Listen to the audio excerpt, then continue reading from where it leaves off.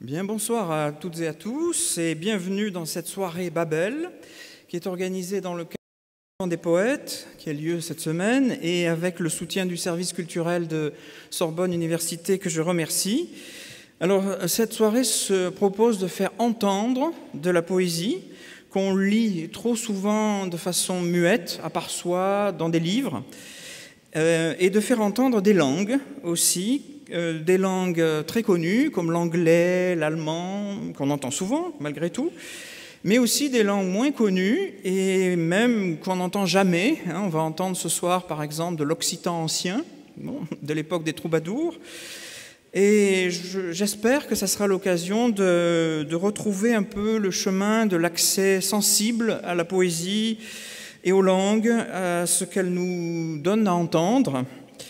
Alors en organisant cette soirée, je me suis rendu compte qu'en fait on était nombreux dans cette université à partager cette passion pour le texte dit et qu'il y avait beaucoup d'ateliers dans plusieurs langues qui étaient consacrés à la diction, à la lecture théâtrale dans ces langues et par exemple l'allemand, le polonais, l'anglais ont mis en place des ateliers dont ils vont nous faire partager aujourd'hui le résultat de leurs travaux.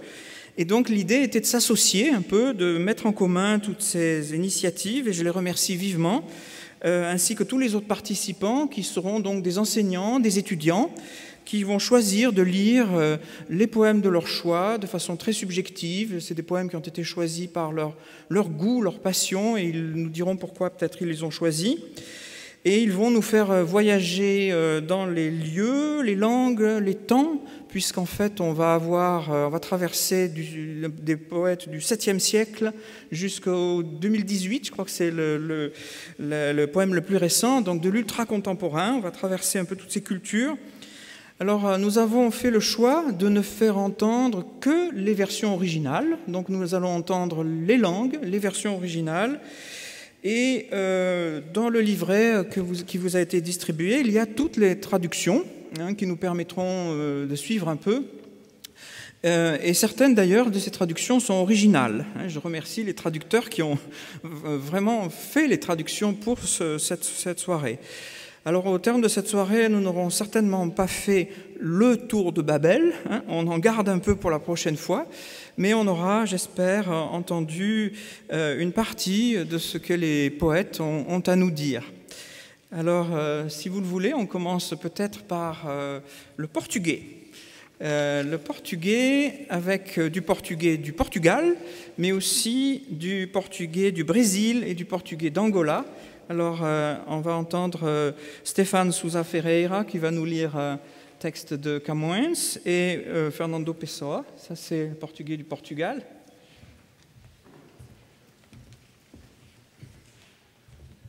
Bonsoir. Luís Vaz de Camões est le grand poète portugais de la Renaissance, auteur notamment du poème épique L'Élusiade, mais aussi d'une abondante œuvre lyrique, dont voici un poème, L'Estança Bárbara. Camões dédiait ses trovas à une esclave dont il est tombé amoureux en Inde. Ce poème, cité par Chateaubriand dans les Mémoires d'Outre-Tombe, quand il s'éprend lui-même des 12 indiennes lors de son voyage en Amérique, a aussi été mise en musique et interprété par le chanteur emblématique de la Révolution des Oiês, José Afonso.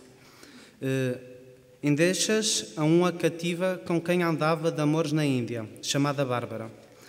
Aquela cativa que me tem cativo, porque nela vivo, já não quero que viva. Eu nunca vi rosa em suaves molhos, que para meus olhos fosse mais formosa. Nem no campo de flores, nem no céu estrelas me parecem belas, como os meus amores. Rosto singular, olhos sossegados, pretos e cansados, mas não de matar. Uma graça viva que neles lhe mora, para ser senhora de quem é cativa. Pretos os cabelos, onde o povo vão, perde a opinião que os louros são belos. Pretidão de amor, tão doce a figura, que a neve lhe jura que trocará a cor. Lendo a mansidão que o cis acompanha, Bem parece estranha, mas Bárbara não. Presença serena que a tormenta amansa. Nela enfim descansa toda a minha pena. Esta é a cativa que me tem cativo, e pois nela vivo, é força que viva. Né à Dourbon en 1888, Fernando Pessoa est avec Camões le poète portugais le plus connu tant au Portugal que dans le monde. Critique, essayiste, dramaturge, et se singularise comme poète par la création d'hétéronymes, qui sont personnages imaginaires, du nom desquels il signe beaucoup de ses poèmes. Chaque hétéronyme est doté d'un nom, d'une personnalité et d'une biographie propre, d'un métier, mais aussi d'un style poétique. Alberto Caeiro fait l'éloge de la vie rurale dans le Gardeur de Trumpo. Ricardo Reis, médecin, est l'auteur d'odes néoclassiques. Le futuriste Álvaro de Campos signe l'ode maritime. Ajoutons le semi-hétéronyme Bernardo Soares, qui rédige en prose le livre de l'intranquillité. Ce recours aux hétéronymes prend tout son sens dans le poème Autopsychographie, qui envisage la création poétique comme un art de fondre. Autopsicografia. O poeta é um fingidor, finge tão completamente que chega a fingir que é dor, a dor que deveras sente. E os que leem o que escreve, na dor lida, sentem bem. Não as duas que ele teve, mas só as que ele não tem. E assim nas calhas de roda, gira a entreter a razão, esse comboio de corda que me chama coração.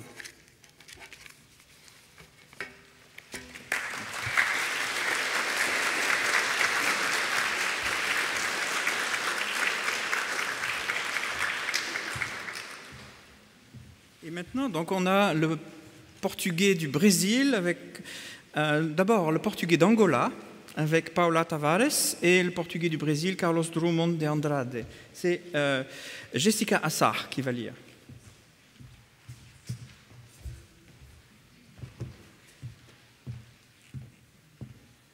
Bonsoir.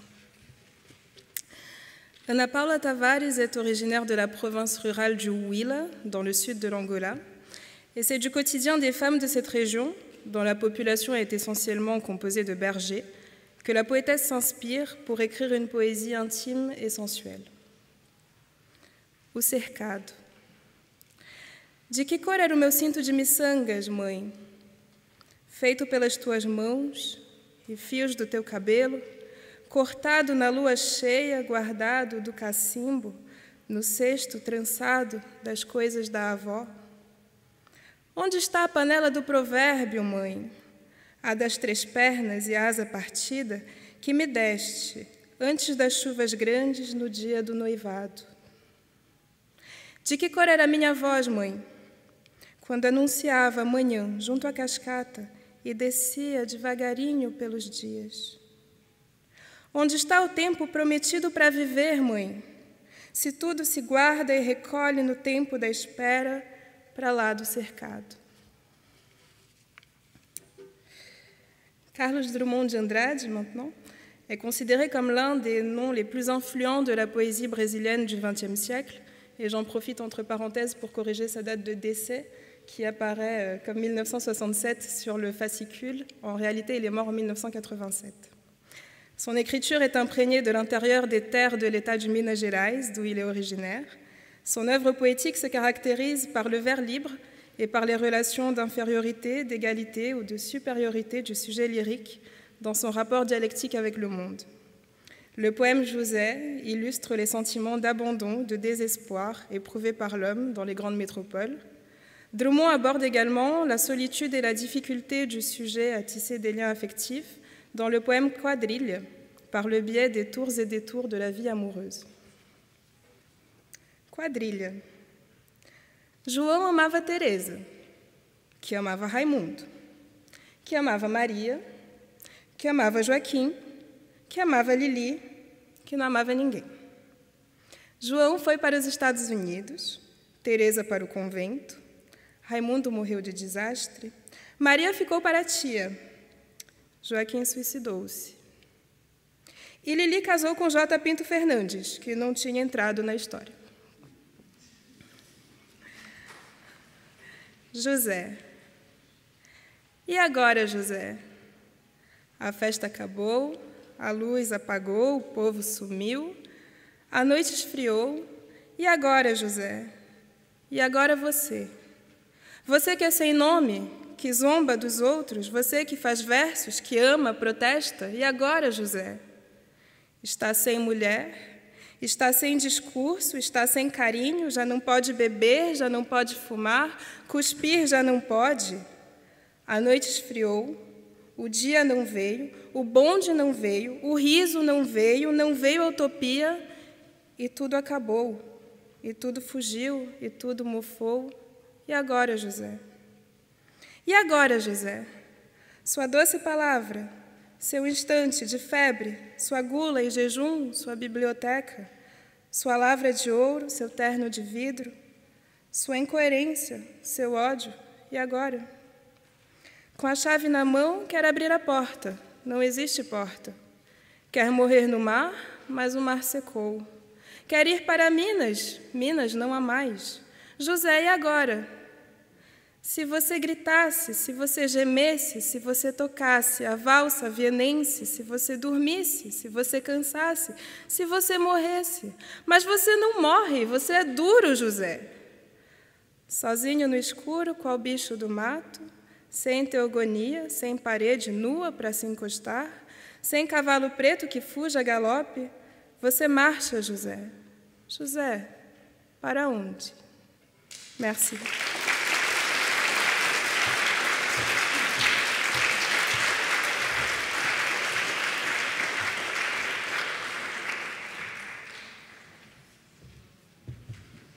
Alors, j'invite à présent les deux lecteurs de russe, s'ils veulent bien venir ensemble. Je vais les présenter. Et Oleg Averianov va commencer avec une lecture de russe plus classique. On va entendre un poème de Pouchkine et un poème de Boris Pasternak. Et puis Ivan Ozonov va nous lire de la littérature russe contemporaine. Et là, on va entendre Viktor Sosnora, Gennady Gor et Viktor Ivanif. Je leur laisse la place. Quand Monsieur Sufilay, bonjour à toutes et à tous. Je vais vous réciter deux poèmes séparés d'un siècle d'intervalle, de distance. Je vais commencer par Alexandre Pouchkine, qui est considéré comme le soleil de la poésie russe. La France a connu un roi soleil, la Russie a connu un poète soleil. Le poème traite de la transformation, de la métamorphose d'un homme, de l'homme ou d'un homme lambda, en poète, à cette seule condition d'être tourmenté d'une soif spirituelle. Александр Сергеевич Пушкин, пророк. Духовной жаждою томим, в пустыне мрачной я влачился, и шестикрылый серафим на перепутье мне явился. Перстами легкими, как сон, моих зениц коснулся он, отверзлись вещие зеницы, как у испуганной орлицы. Моих ушей коснулся он, и их наполнил шум и звон. И внял я небо содрогание, и горний ангелов полет, и гад морских подводный ход, и дольней лозы прозябания. И он к устам моим приник, и вырвал грешный мой язык, и празднословный, и лукавый.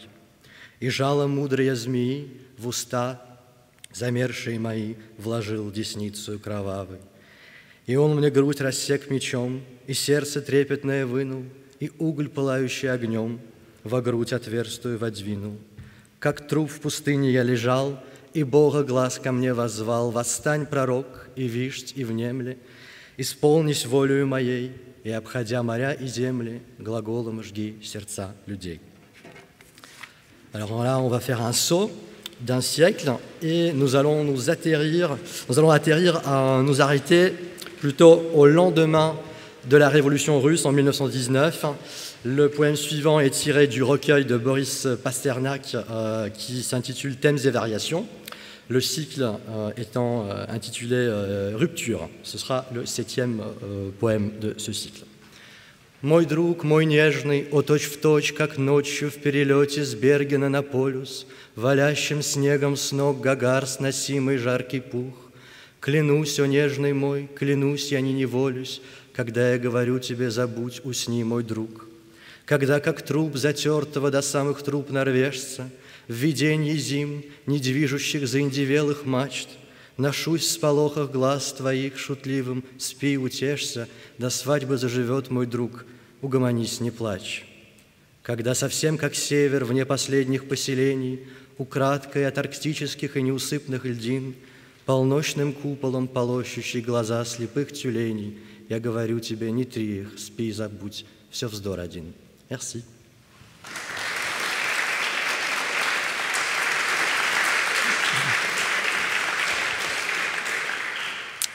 Moi, je vais lire Victor Sosnora, qui est mort il y a un an, à l'âge de 83 ans. Mais avant cela, il lui est arrivé peut-être la pire des choses qui peut arriver à un poète. Il a commencé à progressivement perdre lui. Et lui, au sens propre de ce mot, ceux qui, avec la pause de 15 ans qu'il a prise au début des années 80, et dans la plénitude de ses forces, ont fait penser à la fin de Sosnora comme poète. Mais pourtant, en 1999, ils sont un recueil qui me semble peut-être le plus fort, le plus impressionnant de tous, ainsi que, et ici les avis ont été très partagés, il a enregistré la lecture de certains de ses poèmes.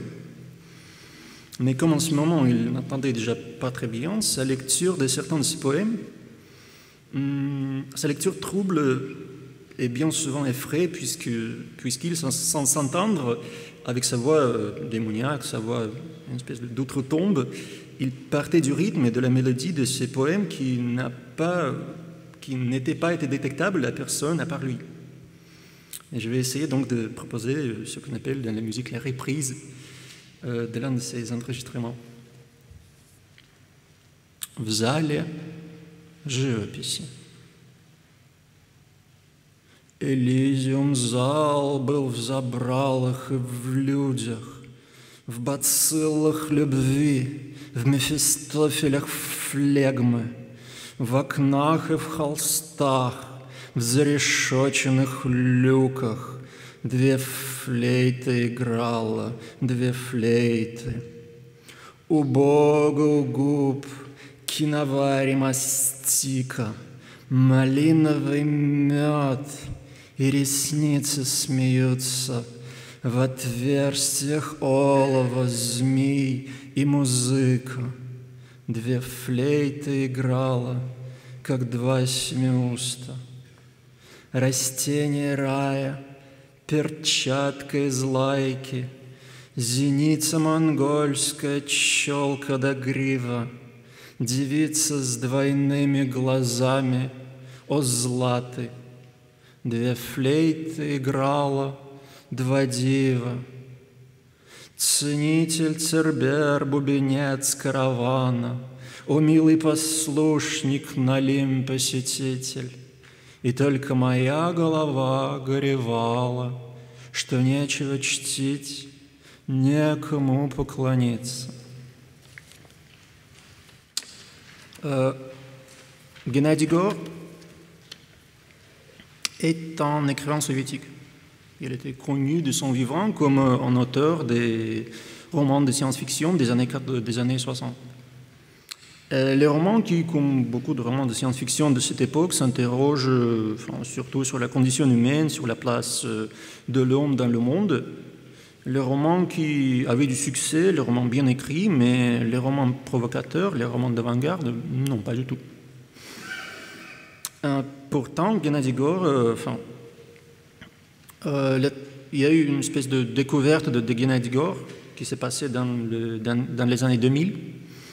Et c'était un coup de foudre, parce qu'il s'est avéré qu'il écrivait de la poésie pendant le siège de Leningrad.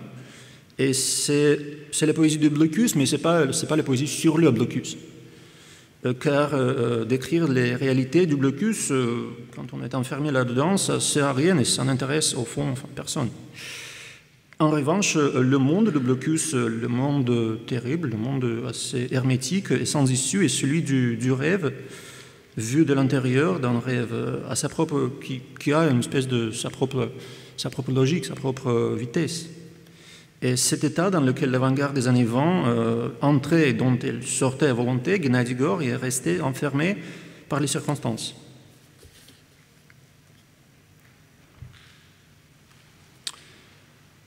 И скалы не пляшут, деревья схватив, и речка летит, устремляясь в залив, и речка стреляет с собой сквозь года, и речка гремит, и плямашет вода, и берег трясется разлуку отведав, и берег несется с водою туда, где вода и беда, и с бедою вода, а в воде не вода, в неводах ли беда.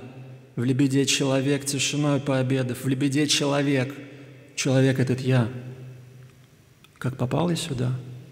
Как попался с водою, как возник в тростнике, как познался с бедою. Человек этот я, а вода-то беда, а с бедой ли беда, а в лебеде не вода, а скалы уж пляшут деревья схватив, а речка летит, стреляя в залив, и речка стреляет сквозь годы с собою, и речка гремит и машет водою, и берег тоскует водой пообедав, и берег трясется разлуку отведав, и вместе с бедой стремится туда, где вместе с бедой несется вода, где вместе с разлукой трясется беда.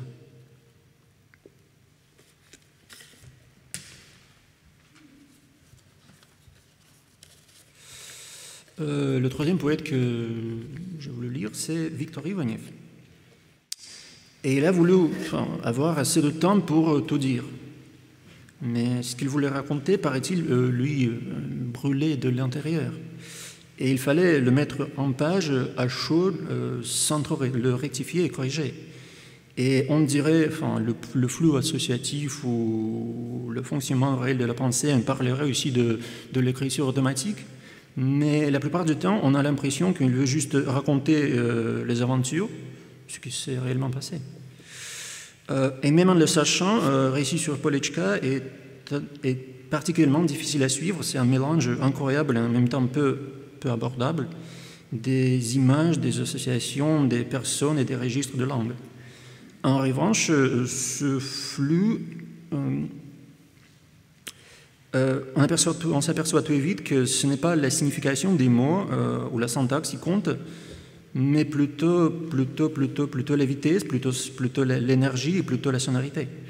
Et on s'aperçoit aussi que ce récit est construit autour d'un certain rythme qui lui donne sa structure. L'extrait que je vais lire est peut-être un des plus compréhensibles, d'autant plus qu'il y voit une volonté bien concrète, c'est-à-dire celle de définir à quoi on peut égaler, comparer le temps.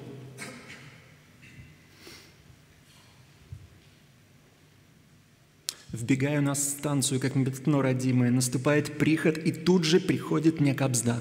И прежде чем пальцем в меня тыкать и тыкать, послушайте, я про время еще не все сказал. Время – это такое тело мертвого, голое, без креста, в поле лежащего в штанах. Время – это монета затертая, сколок, на который впроголодь портрет не узнаешь в потьмах. Время – это то, что скрывается, как воспоминание, и сбывается раз, но это обман. Это виселица, каруселька майская, в которой мертвый ребенок выпал из стремян. Время – это когда ты думаешь о приходе Мессии так, как будто он уже пришел и наступил. Время – это два озлобленных кретина, из которых один другому ноги от армии откосил. Скоро кабзда мне, скоро на выход, но остановки никто не заметит, потому что ее не произойдет. Еще это время называется приход, который никогда не придет. Но прежде чем заклинит, еще раз фразами скажу, чтобы не лезли из кожи вон, ограничусь одной заученной фразой. Время сломано до конца времен. Merci.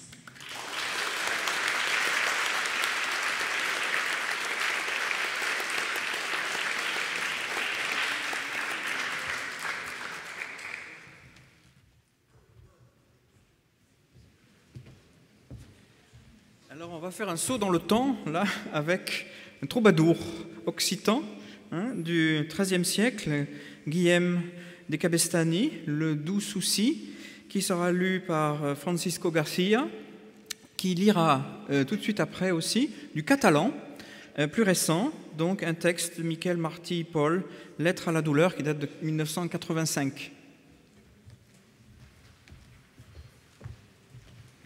Bonsoir, moi j'ai choisi de lire d'abord ces poèmes en occitan parce que ça parle un peu aussi d'un sujet qui nous touche à tous, c'est l'amour.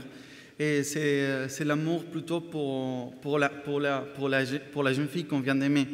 Parce qu'en fait, cet auteur, selon la vie des troubadours, il a connu une mort particulière, parce qu'en fait, il était mort, tué par les maris de son amant, et après, il a été donné à manger le cœur à son amant. Alors, le mari lui a demandé, est-ce que c'est bon la viande que je viens de t'offrir? Et la dame a répondu, oui, c'est très bon. C'était quoi comme viande? C'était la viande de ton jeune amour, les troubadours, que j'ai chassé ce matin, et voilà, je l'ai fait cuisiner pour toi. Après, c'est la vie des troubadours, c'est pas tout à fait vrai. Il y a un peu du mélange des Italiens, des Français et aussi des Catalans qui ont rédigé leur vie. Que bon amor sovint donen fei dire de vos mai verplacen. Excusez-moi. Pensen remire vostre cors caregent, cui leu dire, desire, mais que non fas parvent. E si to me deslei per vos que geu no sabei, que ades vas vos suplei a fina benevolença, d'obten cui beots gensa, martanys vets oblits mei, que geu vos emercei. D'obtens masire l'amor que us mi defen, si geu corvire, ves autrement entendem. Tots m'aves rire e donant per sem, pusguere martire. Nul som de mi non sen, quan vois qui eu plus en vei. D'altra plus estei, des autor que em escrei, d'edet samen parvença. Tot quan fas temença, deven en bona fei. Prenre, neus quan no us vei. En sovinença, tenc la car d'os riu vostra veiença, el ver cor blanc que llis. Si geu per creença, estés vaig Déu tan fis. Vius ses fallesma inter en paradís, qui ací sus estus cus de cor as vos renduts, que altra lloi no m'aduts, que una non porta benza, que heu pres per esmenda, ja ser si no fos sus drus per vostres saluts. Tot jor m'aquença i decís-me tan m'avellís, la captenza de vos cui sui calents, ben par que em vença vostre amors, cans qui heu vist fo entensa, qui us ames i servís, que ací sui remauts sols es n'és tots ajuts, a vos en ai perdu, mais dos, qui vuella la prenda, que a plats mais que atenda, ses tots covents sabuts. Vos don més jois venguts. Ans que t'estenda sobre el cor la dolors, mercès d'hisenda, en vos done amors. Jois vos mi renda, en mi lluents sospirs e flors. No us mi defenda, partatges ni rincors. Qu'oblidans més tot ves, sap vos no em malversés. Ai, vella dula res, molt fora gran franquesa, si el prim que us ai que enquensa, m'amestès o no engés, queràs o no se'm cull ses. No tren contenda contra vostres valors, mercès no em prenda, tals que a vos si honors ja no m'entenda. Geu més sus predicadors, si jo veig la renda dels 4 reis majors. Per caps vos valguen mercès e bona fes. Quan partir no puc fes, de vos en cui m'esmensa, n'amors si vos prensa. En vais que si us plaguen, ja no volgan soles. En res que vos plagues, franca adoptant cortesa, no m'estes tan defensa, que jo ans no la fesses, que dels meus ho vengues. En Raimon bellesa, el bes que m'hi dons és que ma gent la s'ha pres. Après, je vais faire un gros saut dans le temps et je vais lire un poème en catalan de Miquel Martí i Pol. Miquel Martí i Pol, c'est un des plus grands poètes catalans contemporains du XXe siècle qui a été même candidat au prix Nobel de littérature. Et il est mort en 2005. En fait, toute son œuvre est marquée par la douleur. Il y a une grosse douleur, même depuis qu'il est né. Il a eu la tuberculose. Il a écrit aussi son œuvre pendant le franquisme, cette époque très triste pour l'histoire de l'Espagne, et qui a souffert la censure. Du coup, ça y a aussi un petit réflexe dans l'histoire. Mais surtout, ce qui est important pour ce point de comprendre, c'est qu'il vient de perdre sa femme. Sa femme vient de mourir. Pour lui, c'est très compliqué de continuer à vivre comme ça. Et du coup, il décide par la poésie de continuer à l'aimer et lui dire que bon, tu n'es pas présent ici, mais quand même, je vais continuer à me battre pour que ton souvenir soit vivant dans moi. Du coup, c'est ça un peu le sujet du poème. Em costa imaginar-te per sempre. Tant de records de tu se m'acumulen, que ni deixen espai a la tristesa i et visc intensament sense tenir-te. No vull parlar-te en la veu melangiosa, La teua mort no em crema les entranyes, ni m'angoixa, ni em lleva el gos de viure. Em dol saber que no podrem partir-nos mai més el pa, ni fer-nos companyia. Però d'aquest dolor en trenc la força, per escriure aquests mots i recordar-te, més tensament que mai, més força a créixer, sabent que tu creixes a mi. Projectes, il·lusions, desig, prenen volada, per tu i amb tu, per molts distants que et siguin. Per tu i amb tu, i per tu somia de complir-los. Te'n fas pesant en les petites coses, i és en elles que et penso i que t'evoco. Segur com mai que l'única esperança de sobreviure és estimar amb prou força per convertir tot el que fem en vida. Ja créixer l'esperança i la bellesa. Tu ja no hi ets i les flors floriran. I els blaus mauraran. I el vent al volta desvetllarà secretes melodies. Tu ja no hi ets i el temps s'ha de transcórrer entre el record de tu que m'acompanyes, i aquell esforç que prou que coneixes de persistir quan no res és propici, i de persistir quan no res és propici. D'aquests mots tendrament et penso, mentre la tarda suaument declina. Tots els colors proclamen vida nova, i jo la visc, i en tu se'm presenta sorprenentment vibrant i harmoniosa. No tornaràs mai més, però perdures en les coses i en mi de tal manera que em costa imaginar-te absent per sempre.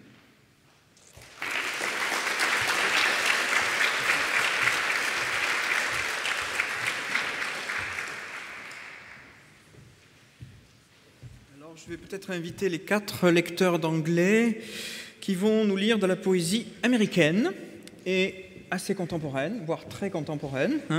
Nous allons entendre Andrew Macmillan, extrait de Physical, Bastien Gourceau, et puis Claudia Rankin, extrait de Citizen, An American Lyric, lu par Jennings Tangley, et Carol Ann Duffy, Standing Female Nude, et puis Lawrence Ferlinghetti, lu par Juliette Huttard.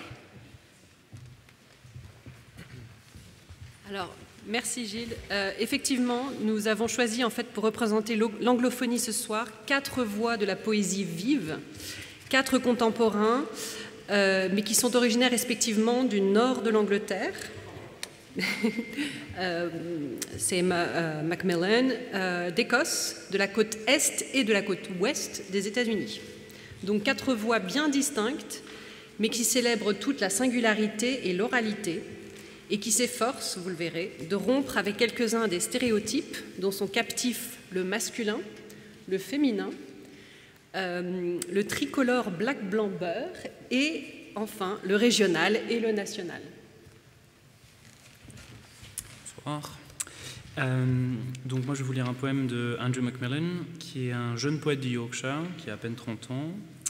Donc dans son premier recueil Physical, et dans ce poème-là en particulier, le corps masculin est observé dans un environnement a priori peu poétique, la salle de sport, occupée à une activité elle aussi peu poétique, la musculation.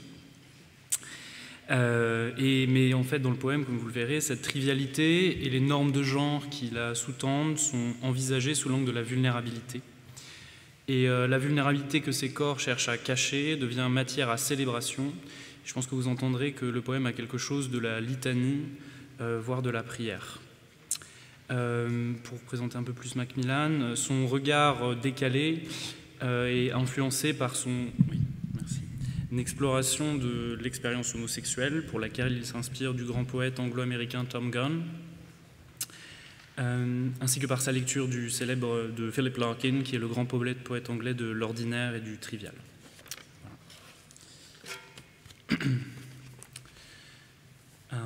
The men are weeping in the gym.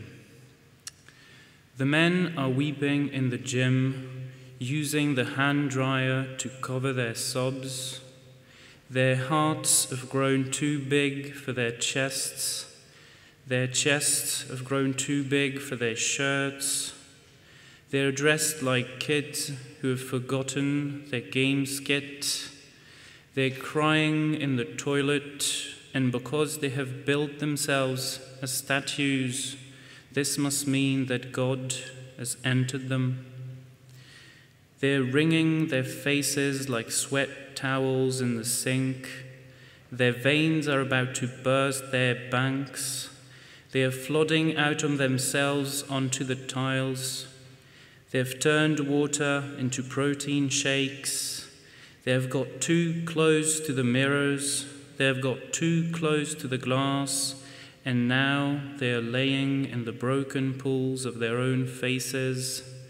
The lines of them at the decline press, the bicep curl, waiting, staring straight ahead, swearing that the wetness on their cheeks is perspiration, that the words they mutter as they lift are meaningless, that they feel nothing when the muscle tears itself from itself, that they don't hear the thousands of tiny fracturings needed to build something stronger.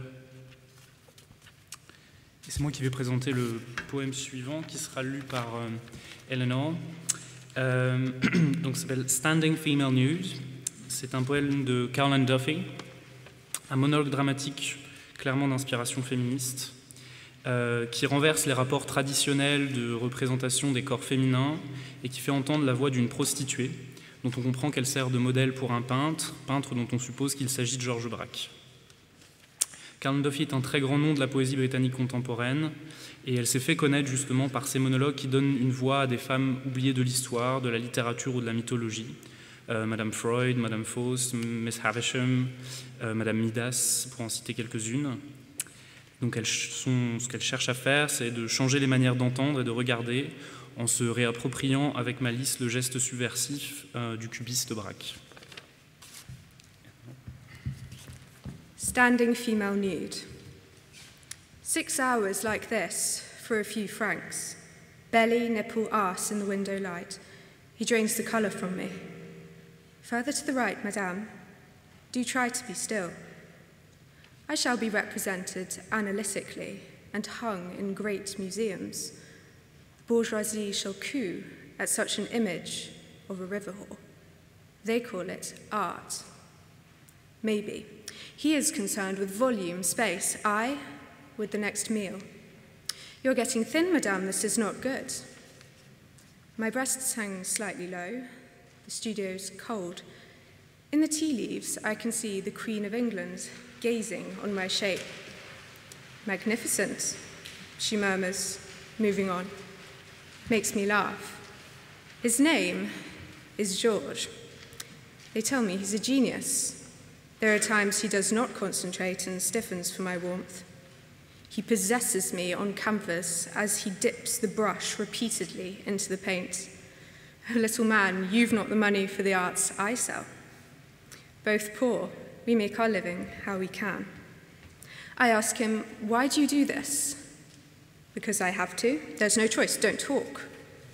My smile confuses him. These artists take themselves too seriously. At night, I fill myself with wine and dance around the bars. When it's finished, he shows me proudly, lights a cigarette. I say 12 francs and get my shawl. Does not look like me.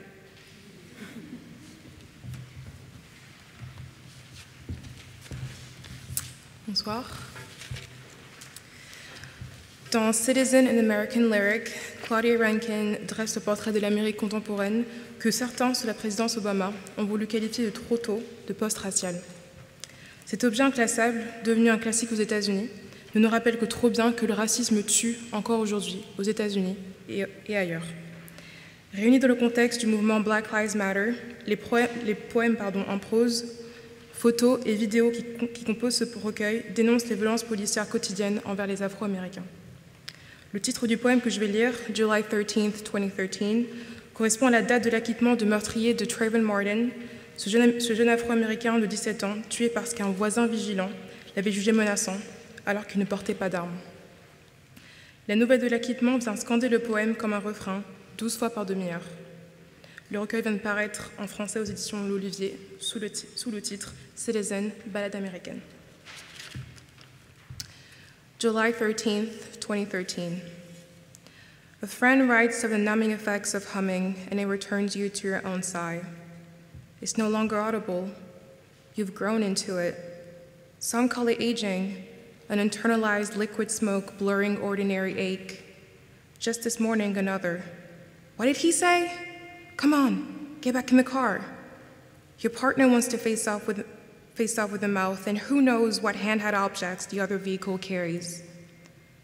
Trayvon Martin's name sounds from the car radio a dozen times each half hour. You pull your left back into the seat because though no one seems to be chasing you, the justice system has other plans. Yes, and this is how you are, a citizen. Come on, let it go. Move on.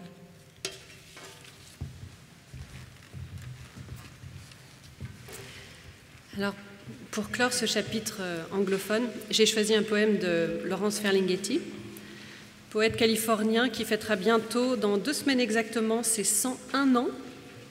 Le 24 mars, on pensera à lui. Figure majeure et néanmoins oubliée de la Beat Generation, à qui Kerouac, Ginsberg et Burroughs doivent tout. Ferlinghetti est poète, peintre, mais aussi éditeur militant et libraire indépendant. Sa librairie au cœur de San Francisco, City Lights Bookstore, désormais culte, a vu défiler, je cite, « les meilleurs esprits de sa génération ». I saw the best minds of my generation, destroyed by madness, starving, hysterical, naked. Vous aurez reconnu les premiers vers du poème Howl, peut-être. Howl de Allen Ginsberg, son ami et complice, courageusement publié par Ferlinghetti, puis temporairement interdit à la vente, sous prétexte d'obscénité en 1956. Howl, cri barbare à la Whitman, véritable acte de naissance de cette nouvelle poésie du rythme beat.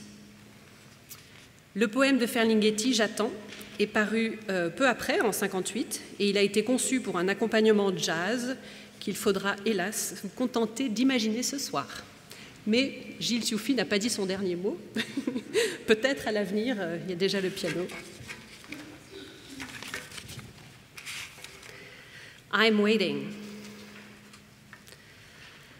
I'm waiting for my case to come up, and I'm waiting for a rebirth of wonder. And I'm waiting for someone to really discover America and wail, and I'm waiting for the discovery of a new symbolic Western frontier, and I'm waiting for the American eagle to really spread its wings and straighten up and fly right, and I am waiting for the age of anxiety to drop dead, and I'm waiting for the war to be fought which will make the world safe for anarchy, and I'm waiting for the final withering away of all governments, and I am perpetually awaiting a rebirth of wonder.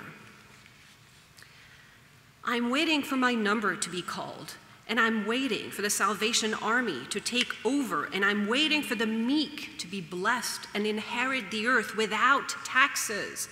And I'm waiting for forests and animals to reclaim the earth as theirs, and I'm waiting for a way to be devised to destroy all nationalisms without killing anybody.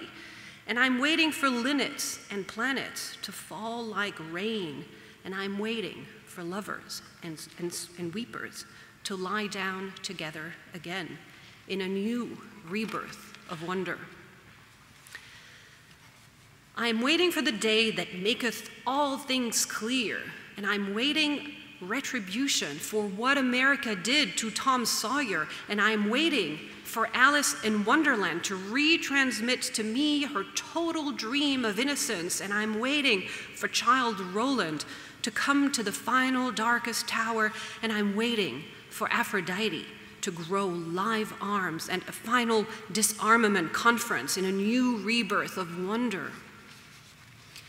I'm waiting to get some intimations of immortality by recollecting my early childhood, and I'm waiting for the green mornings to come again, youth's dumb green fields come back again, and I'm waiting for some strains of unpremeditated art to shake my typewriter, and I'm waiting to write the great indelible poem, and I'm waiting for the last long careless rapture. And I'm perpetually waiting for the fleeing lovers on the Grecian urn to catch each other up at last and embrace, and I am awaiting perpetually, forever, a renaissance of wonder.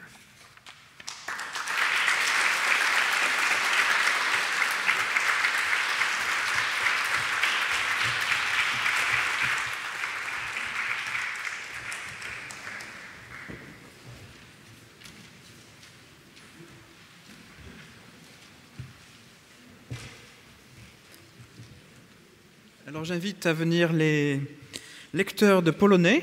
Ils sont 6, je crois. Ils vont nous proposer un choix de poètes polonais du XXe siècle que je vais peut-être leur laisser présenter. Donc bonsoir, je vais vous lire d'abord les poèmes de Jan Twardowski et Marcin Świetlicki. Donc ce sont deux poètes contemporains qui s'intéressent beaucoup à la question de la mort, du passage du temps, de l'amour et du quotidien. Donc je vous propose qu'on découvre ensemble ces poètes. Śpieszmy się kochać ludzi, tak szybko odchodzą. Zostaną po nich buty i telefon głuchy. Tylko co nieważne, jak krowa się wlecze, najważniejsze tak prędkie, że nagłe się staje. Potem cisza, normalna, więc całkiem nieznośna jak czystość, urodzona najprościej z rozpaczy, kiedy myślimy o kimś, zostając bez niego. Nie bądź pewny, że czas masz, bo pewność niepewna zabiera nam wrażliwość. Tak jak każde szczęście przychodzi jednocześnie, jak patos i humor. Jak dwie namiętności wciąż słabsze od jednej. Tak szybko stąd odchodzą, jak drozd milkną w lipcu, jak dźwięk trochę niezgrabny lub jak suchy ukłon. Żeby widzieć, naprawdę zamykają oczy, chociaż większym ryzykiem rodzić się niż umierać. Kochamy wciąż za mało i stale za późno. Nie pisz o tym zbyt często, lecz pisz raz na zawsze, a będziesz tak jak delfin, łagodny i mocny. Śpieszmy się kochać ludzi, tak szybko odchodzą i ci, co nie odchodzą, nie zawsze powrócą. I nigdy nie wiadomo, mówiąc o miłości, czy pierwsza jest ostatnią, czy ostatnia pierwszą. Marcin Świetlicki, Golenie. Od wielu dni grzeszyłem. Dziś pora niezdarnych prób odkupienia, wykupywania duszy i ciała wprost z przepaści. Siadam przed lustrem, pianę kładę na twarz. Ręce drżą. Przytrzymałem ręką drżącą rękę i nie drżyj, powiedziałem. Potem wykonałem wszystko odwrotnie. Przez żaluzję wszedł cień. Zdzieram maszynką starość i śmierć z twarzy na chwilę. Na pół doby najwyżej. To jeszcze się okaże. Jeszcze się okaże.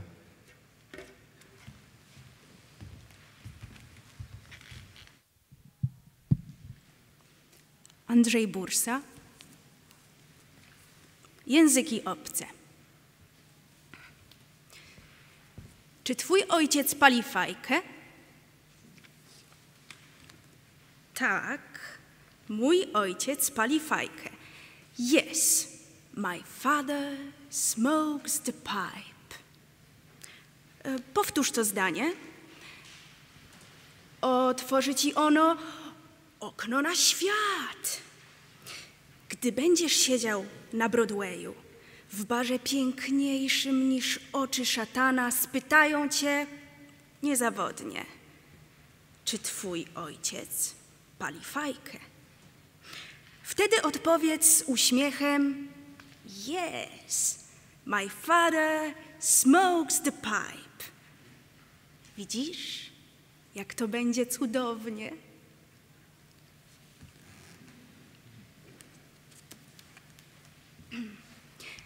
Z gier i zabaw dziecięcych. Gdy ci się wszystko znudzi, spraw sobie aniołka i diabełka. Aniołka i staruszka. Gra się tak. Podstawisz staruszkowi nogę, że wyrżnie mordą o bruk, aniołek spuszcza główkę. Dasz staruszkowi 5 groszy, aniołek podnosi główkę. Stłuczesz staruszkowi kamieniem okulary, aniołek spuszcza główkę. Ustąpisz staruszkowi miejsca w tramwaju, aniołek podnosi główkę. Wylejesz staruszkowi na głowę nocnik, aniołek spuszcza główkę. Powiesz staruszkowi szczęść Boże, aniołek podnosi główkę i tak dalej. Potem idź spać. Przyśni ci się aniołek lub diabełek. Jak aniołek, wygrałeś. Jeśli diabełek, przegrałeś. Jak ci się nic nie przyśni, remis. Je vais vous présenter un poème de Tadeusz Różewicz. Tadeusz Różewicz, il est né en 1921, il est décédé en 2014. C'est un poète et dramaturge polonais. Il est considéré comme l'un des meilleurs poètes d'après-guerre en Pologne. En 1207, il a reçu les prix européens de la littérature.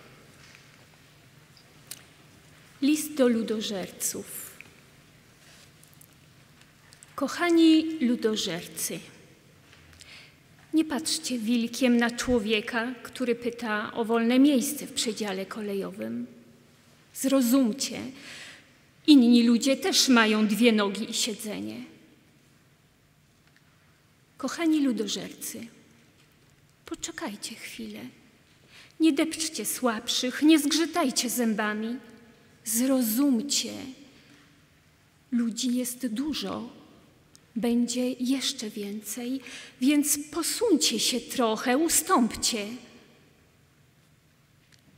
Kochani ludożercy, nie wykupujcie wszystkich świec, sznurowadeł i makaronu. Nie mówcie odwróceni tyłem ja, mnie, mój żołądek, mój włos, mój odcisk, moje spodnie, moja żona, moje dzieci, moje zdanie.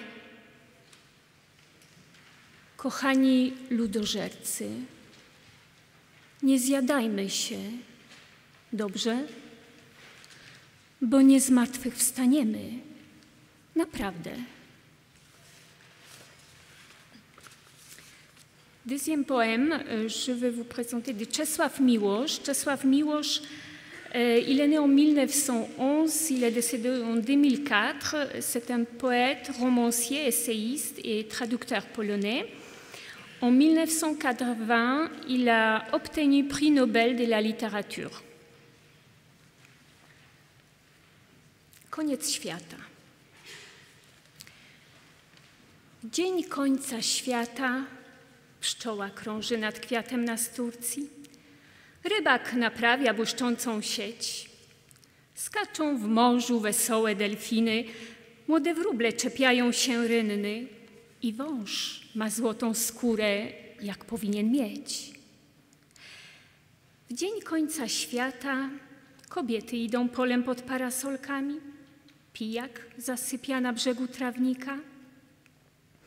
Nawołują na ulicy sprzedawcy warzywa i łódka z żółtym żaglem do wyspy podpływa.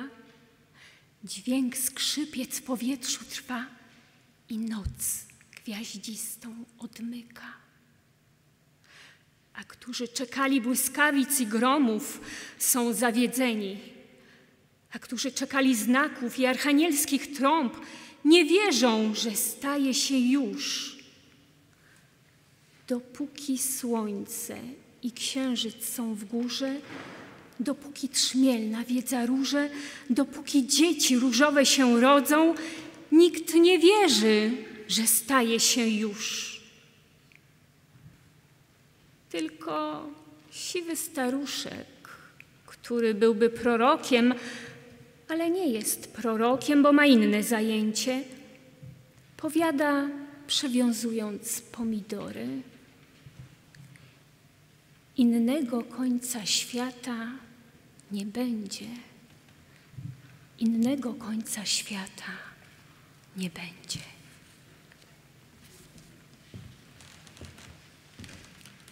Bonjour à tous. Les 2 poèmes que je vais vous lire sont des poèmes de Czesław Miłosz et Wisława Szymborska, tous les 2 prix Nobel de littérature. Et donc ce sont des poèmes, c'est de la poésie sur de la poésie. Nie więcej.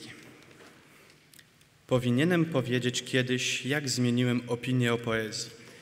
I jak to się stało, że uważam się dzisiaj za jednego z wielu kupców i rzemieślników z Cesarstwa Japonii, układających wiersze o kwitnieniu wiśni, o chryzantemach i pełni księżyca. Gdybym ja mógł weneckie kurtyzany opisać, jak w podwórzu witką drażnią pawia i z tkaniny jedwabnej z perłowej przepaski wyłuskać ociężałe piersi, czerwonawą pręgę na brzuchu od zapięcia sukni, tak przynajmniej jak widział szyper galeonów przybyłych tego ranka z ładunkiem złota i gdybym równocześnie mógł ich biedne kości na cmentarzu, gdzie bramę liże tłuste morze, zamknąć w słowie mocniejszym niż ostatni grzebień, który w próchnie pod płytą sam czeka na światło. To bym nie zwątpił. Z opornej materii co da się zebrać? Nic, najwyżej piękno, a wtedy nam wystarczyć muszą kwiaty wiśni i chryzantemy i pełnia księżyca. Niektórzy lubią poezję. Niektórzy, czyli nie wszyscy, nawet nie większość wszystkich, ale mniejszość, nie liczą szkół, gdzie się musi i samych poetów będzie tych osób chyba 2 na 1000. Lubią, ale lubi się także rosół z makaronem, lubi się komplementy i kolor niebieski, lubi się stary szalik, lubi się stawiać na swoim, lubi się głaskać psa. Poezję. Tylko co to takiego poezja? Niejedna chwiejna odpowiedź na to pytanie już padła. A ja nie wiem i trzymam się tego jak zbawiennej poręczy.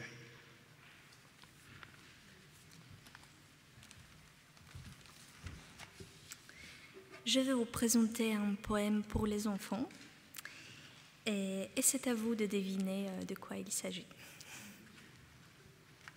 Julian Tuwim, Lokomotywa. Stoi na stacji lokomotywa, ciężka, ogromna i pot z niej spływa, tłusta oliwa. Stoi i sapie, dyszy i dmucha, żar z rozgrzanego jej brzucha bucha. Uch, jak gorąco, puf, jak gorąco, uff, jak gorąco. Już ledwo sapie, już ledwo zipie, a jeszcze palacz węgiel w nią sypie. Wagony do niej podoczepiali, wielkie i ciężkie, z żelaza, stali i pełno ludzi w każdym wagonie, a w jednym krowy, a w drugim konie, a w trzecim siedzą same grubasy. Siedzą i jedzą tłuste kiełbasy, a 4. wagon pełen bananów, a w 5. stoi 6 fortepianów, w 6. armata, o jaka wielka, pod każdym kołem żelazna belka, w 7. dębowe stoły i szafy, w 8. słonie, niedźwiedź i 2 żyrafy, w 9. same tuczone świnie, w 10. kufry, paki i skrzynie. A tych wagonów jest ze 40. Sam nie wiem, co się w nich jeszcze mieści. Lecz choćby przyszło 1000 atletów i każdy zjadłby 1000 kotletów i każdy nie wiem, jakby się wytężał, to nie udźwigną. Taki to ciężar. Nagle gwizd, nagle świst, para buch, koła w ruch.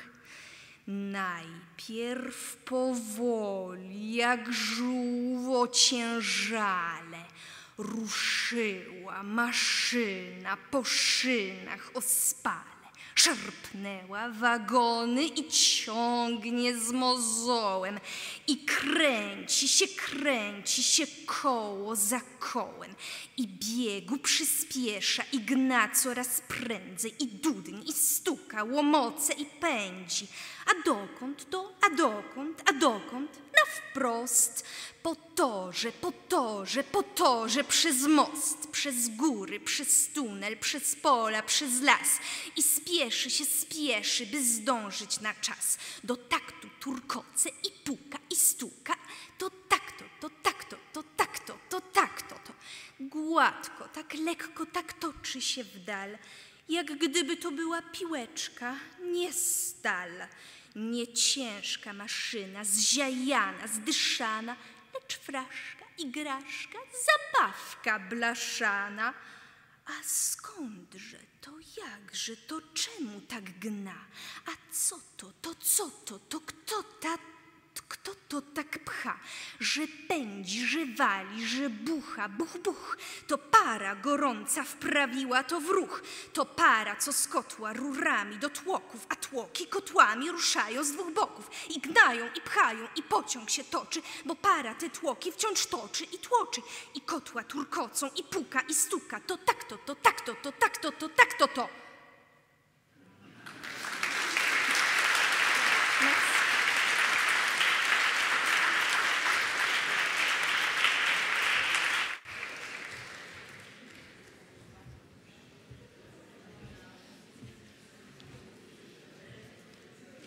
Alors, on va à présent faire un petit saut hors d'Europe avec 3 poèmes en arabe lus par Ahmed El Natawi, qui a choisi 3 poèmes très distants dans le temps et dans la culture et dont les traductions sont sur une feuille séparée qui est jointe au programme. Un poème du 7e siècle, un poème de Khalil Gibran et puis Farouk Choucha. Donc le choix a été assez cornélien, puisqu'il y a énormément de poèmes en langue arabe. Et le premier, donc, Qais est un poète de la période pré-islamique. Et c'est une histoire d'amour et de passion amoureuse. Qais aimait éperdument sa cousine. Et il scandait, il chantait cet amour. Et ça n'a pas plu au père de Qais, qui a refusé le mariage. Et ce refus du mariage a rendu fou donc notre poète, qu'on aurait retrouvé à la fin à brouter de l'herbe avec les biches dans les déserts. Donc ça, c'est la légende. Alors Layla, c'est sa bien-aimée. Layla n'était pas un canon de beauté. D'ailleurs, le calife s'était étonné en la voyant, en disant mais qu'est-ce que vous aimez dans cette Layla? Il lui a dit tout simplement, vous n'avez pas les yeux que j'ai en la voyant. Donc voilà, c'est une histoire de passion.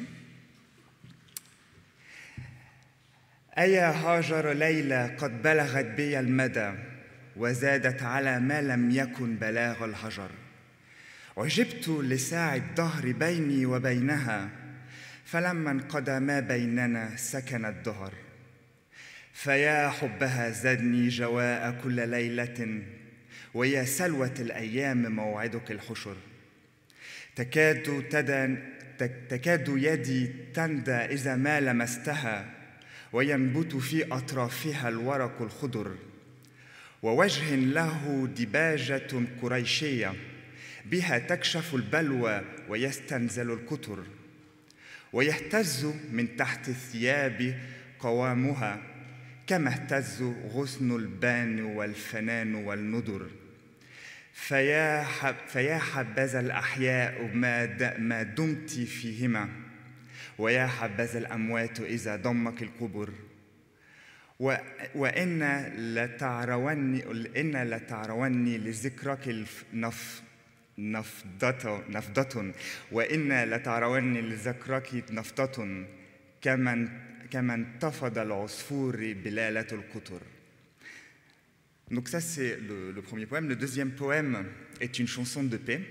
Donc en cette période de coronavirus, on ne se fait plus la bise, on ne se serre plus la main, etc. Donc là, c'est « Donne-moi la flûte et chante », tout simplement. Je vous invite à écouter la version chantée qui est bien meilleure que la mienne de la grande chanteuse libanaise Fayrouz. Donc vous tapez, c'est sur YouTube, « Donne-moi la flûte et chante ».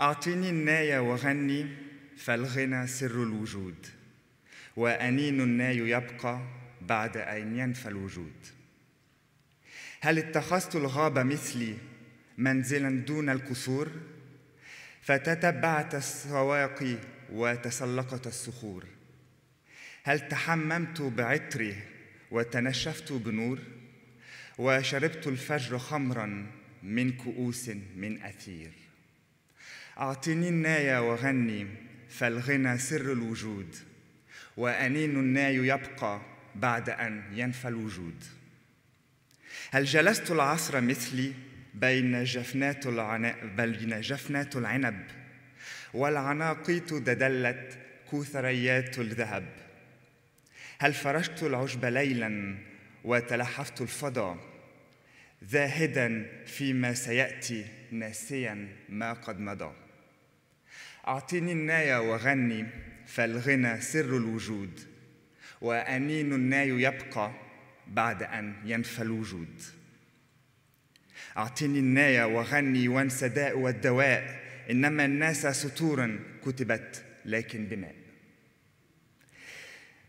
Le troisième et dernier poème, alors je voulais rendre hommage à un poète, un grand poète égyptien, un grand amateur de langue arabe, Farouk Choucha. Pourquoi égyptien? Parce que je suis d'origine égyptienne, tant qu'à faire. Et alors, Farouk Choucha, il se trouve que je connais très bien sa fille, avec qui on a travaillé quand j'étais au Caire, et je lui ai demandé de me donner le plus beau des poèmes. Alors elle m'a dit tout simplement, il a écrit un poème pour moi qui s'appelle Yara, parce qu'elle s'appelle Yara. Donc c'est un poème en fait pour sa fille, à travers, dont les yeux lui rappellent sa mère qu'il avait perdue quelques années auparavant. وتضحكين في وجوهنا فتفتح الحياة أبوابها وتمطر السماء أفراحها ويملأ الشعاع وجه بيتنا الصغير فتشرق الألوان والفصول والدروب وتدفق القلوب بلحنك المجنح الوثير تميمة على الشفا ونبضتين في صلاة يارا.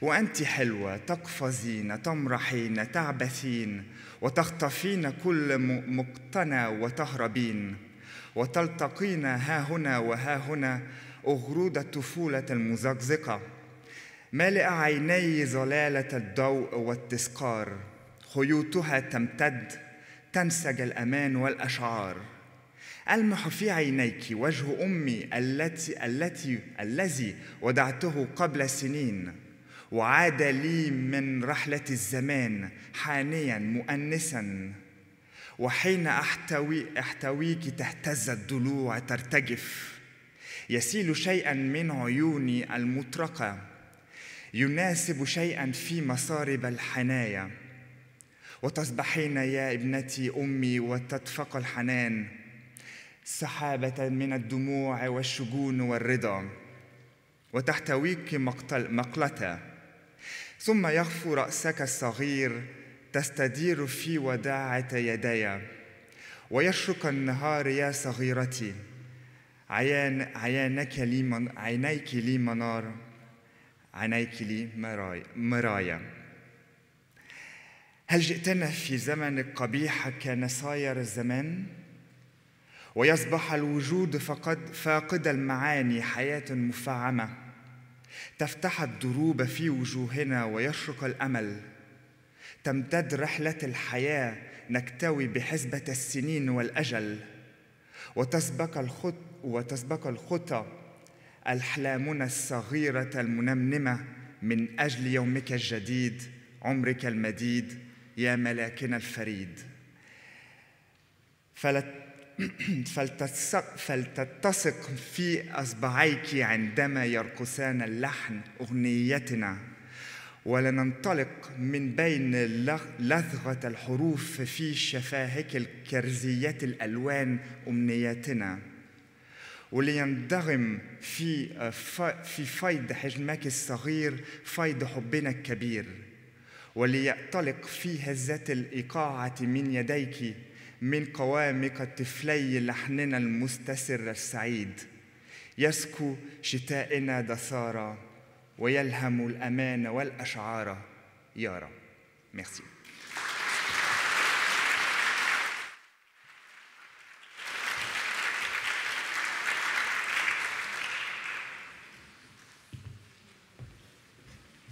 Deux poèmes en créole de Raphaël Confiant, là encore de la poésie vive, la poésie d'aujourd'hui. Raphaël Confiant et Joubi Bernabé, lus par Corinne Mensecaster.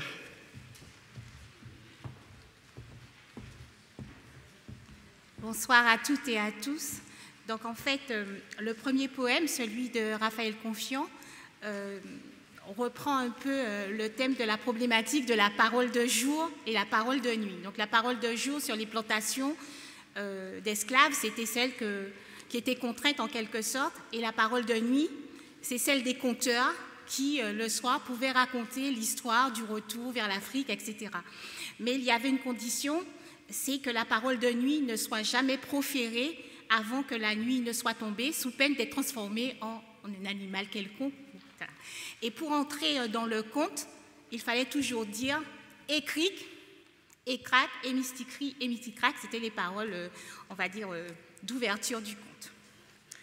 Tendez, tout temps, l'on dit joie pas dérédi, bon dérédi, nègre, frais moins, pas j'en fait enlever, parole l'ennui.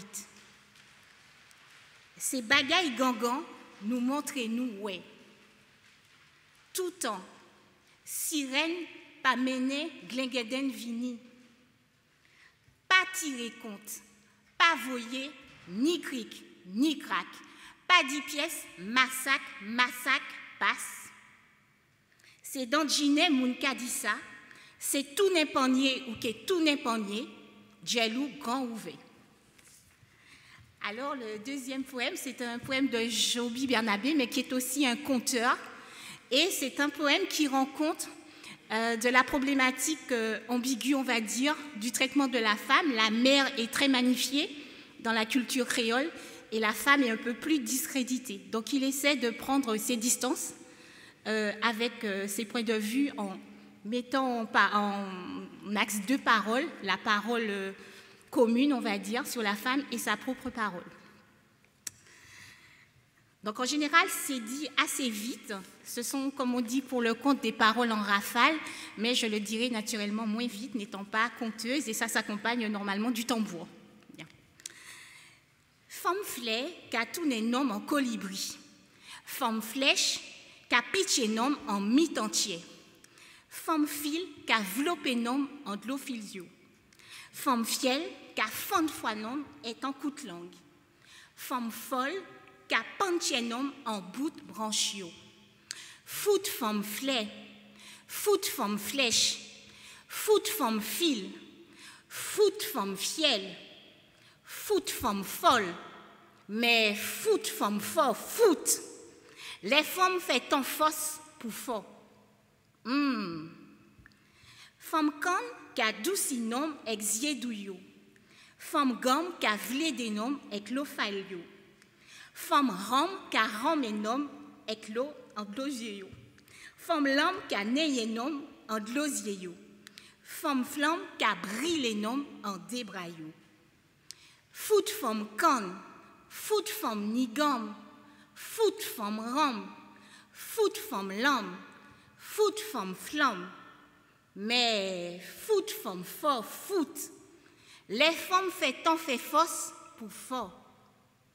Femme flot, qu'a tourné folle pour un babiole. Femme trèfle, qu'a pète la catte pour un watchier. Femme fesse, vlopée, pesée, mille en monnaie en moselle. Femme bœuf, qu'a trimé vête en bas jucnom.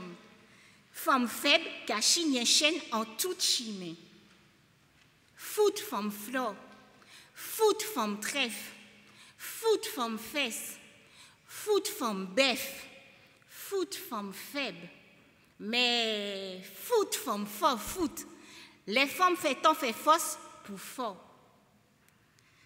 Depuis avant non, avant première génération qui prend souffrance et délivrance, non t'es Jacques à courir à d'envant et bête à fait l'éternité.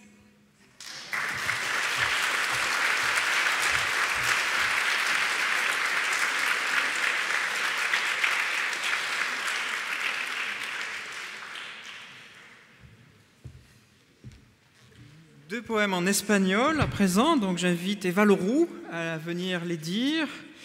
Joaquín Rianuzzi, je le prononce mal, je vais vous les laisser présenter. Espagnol d'Argentine et espagnol Argentine, tous les deux. Bonsoir. Alors, ce sont deux poètes argentins que j'ai choisis parce que je travaille sur la littérature argentine. Et je travaille particulièrement sur le premier, Joaquín Giannucci. Donc, le premier poème, Cabello en la Ventana, a été publié en 1984 dans Violino Brigado. Et Joaquín Januzzi n'est pas très connu ici, mais à Buenos Aires, il est très très connu. C'est un poète du XXe siècle. Il est décédé en 2004. Et sa poésie se caractérise surtout par des textes courts et une certaine légèreté s'y déploie.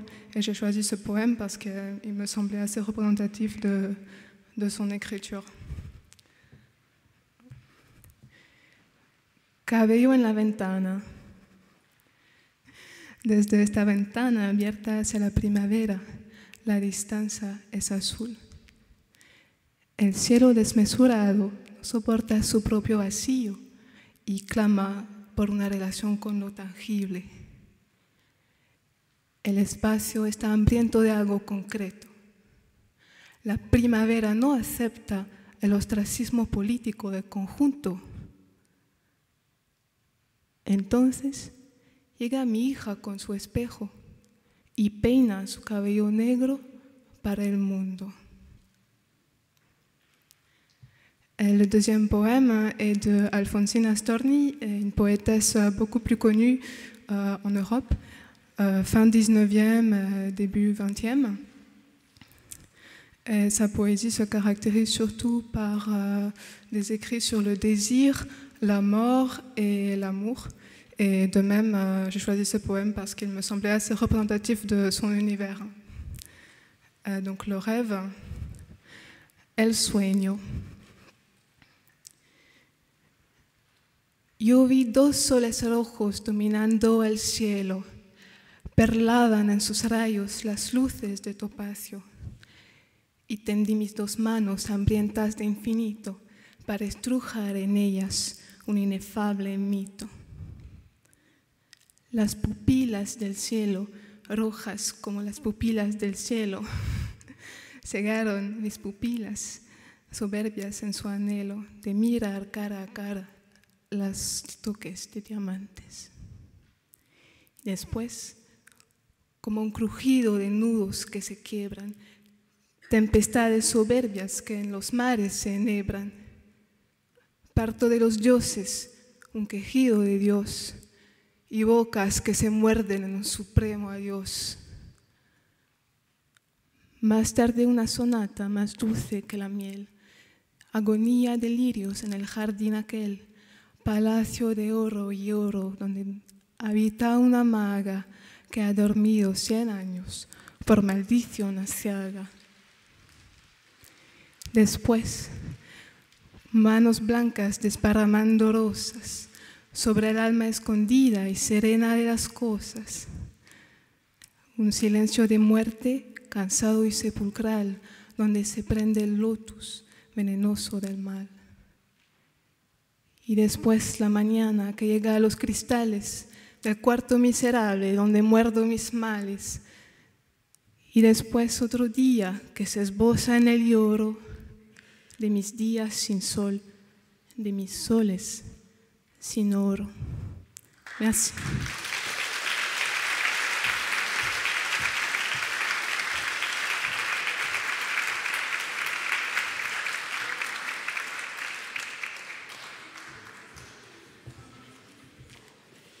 Et enfin, pour l'allemand, nous aurons pas moins de 25 lecteurs qui vont venir nous présenter un ensemble choral qui a été coordonné par Gilles Darras, qui demande une petite installation technique et qui vont donc nous interpréter Eichendorff, Hofmannsthal, Goethe et Heine. Merci beaucoup. Merci d'abord Gilles pour l'organisation de ce voyage polyglotte. Et merci aussi de nous aider à opposer à la circulation des mots MAUX, le voyage des mots MOTS. Alors, je vais laisser la parole aux étudiantes et aux étudiants de ce groupe de récitation de première année. Je précise que dans l'écrasante majorité des cas, ça n'est pas leur langue maternelle, ils sont en première année. Et ils vont vous interpréter 4 grands textes du répertoire classique, en commençant par le texte de Joseph von Eichendorff, Clair de Lune, qui a inspiré le Lied de Schumann, que vous connaissez peut-être, et qui chante la communion mystique et amoureuse entre l'homme, la nature et le divin. Puis viendra, dans une parenté thématique, le chant de voyage de Hugo von Hofmannsthal, qui est le librettiste de Strauss, et qui est une invitation au voyage en Italie, mais un voyage sans danger, rassurez-vous, où il oppose deux mondes, hein, le monde réel au monde intérieur, hein, le monde de l'artiste. Le troisième texte est extrait du Faust de Goethe, la tragédie bien connue, et c'est le chant de Marguerite au rouet, qui a inspiré aussi à Schubert un lied célèbre, qui raconte les affres de la passion amoureuse, hein, qui est à la fois douleur et bonheur. Et enfin, nous terminerons par un poème véritablement choral, inspiré à Heinrich Heine, un poète allemand qui a vécu très longtemps en France, de 1831 jusqu'à 1856, jusqu'à sa mort. Ce poème, qui s'appelle « Les tisserands de Silésie », en 1844, se produit l'écrasement de la révolte des tisserands de Silésie, hein, qui est une province de Prusse. Et Heine, n'écoutant que son cœur, écrit un poème pour dénoncer cette oppression et pour appeler à la révolte les tisserands et les ouvriers d'Europe, hein, car ce texte est publié dans une revue publiée par Karl Marx, hein, qui est le contemporain et le camarade d'exil de Heine à Paris en 1844. Voilà, on va vous demander juste 2 minutes, le temps de régler quelques petites installations, et puis donc les poèmes s'enchaîneront, les 4 poèmes s'enchaîneront successivement. Je précise que chaque poème fera l'objet d'une petite mise en scène qui est de l'initiative des étudiantes et des étudiants. Voilà, merci beaucoup.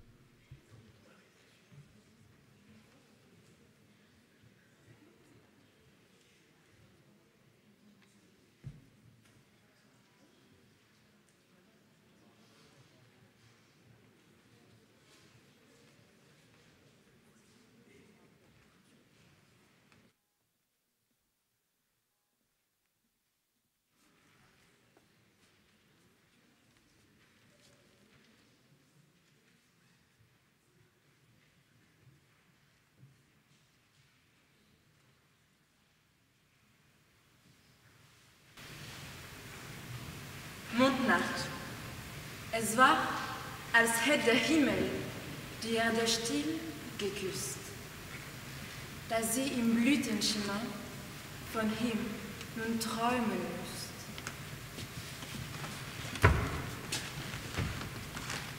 Die Luft ging durch die Felder, die Ähren wogten sacht. Es rauschten leis die Wälder, so sternklar war die Nacht. Und meine Seele spannte weit ihre Flügel aus. Flog durch die stillen Lande, als flöge sie nach Haus.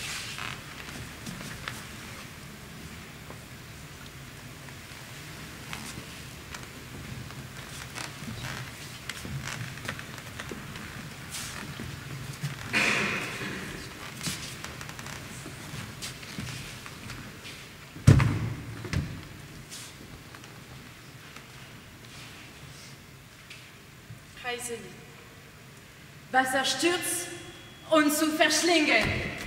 Rollt der Fels, uns zu erschlagen. Kommen schon auf starken Schwingen. Vögel her, uns fortzutragen.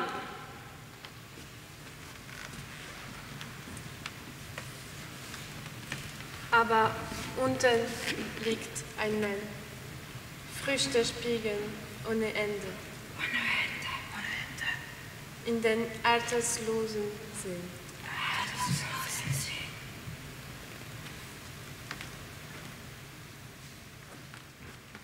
Marmorstein und Brunnenrand steigt aus blumigem Gelände. Und die leichten Winde sind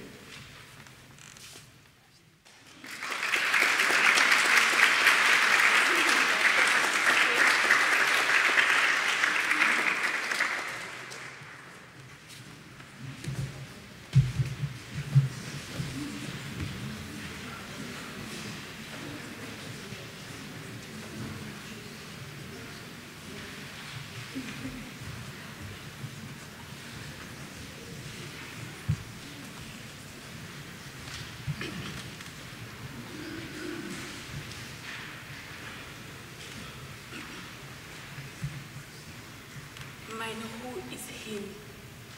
Mein Herz ist schwer. Ich finde sie. Warte, das ist so traurig. Ja, Mann, warum ist das so Ja. traurig? Okay, 1, 2, 3, 4. Mein Herz ist schwer.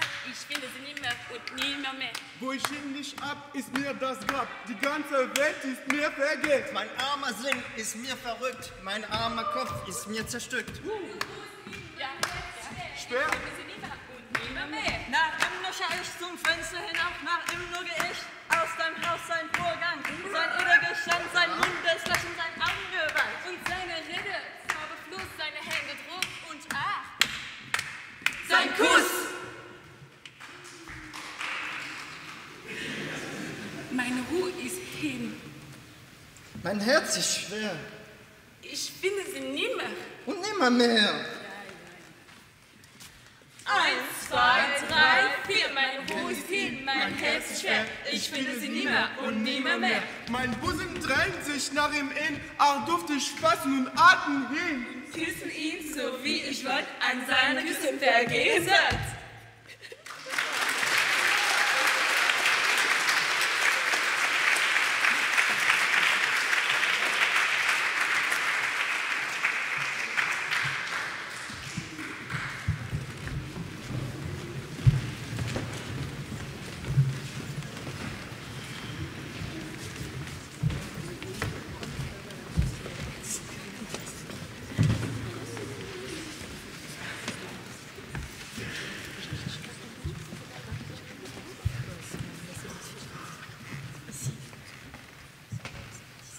Die schlesischen Weber. Im düsteren Auge Keine Träne. Sie sitzen am Webstuhl Und flitschen die Zähne. Deutschland! Wir weben dein Leichentuch. Wir weben hinein den dreifachen Fluch. Wir weben. Ein Flur dem Gott, zu dem wir gebeten, in Winters Kälte, in Hungersnöten. Wir haben vergebens gehofft und geharrt.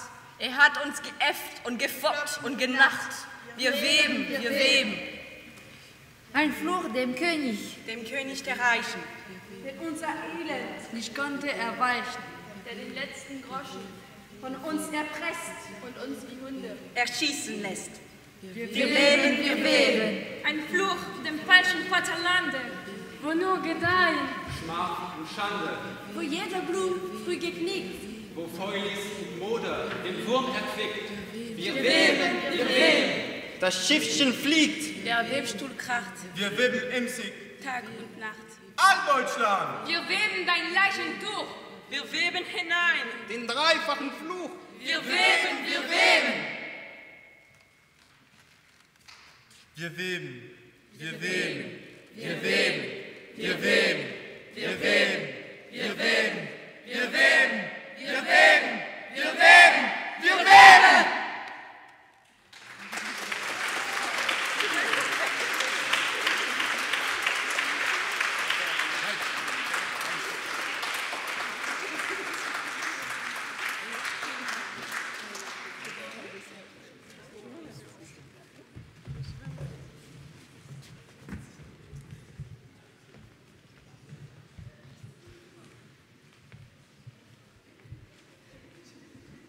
Un seul mot, merci à tous. C'était un magnifique moment.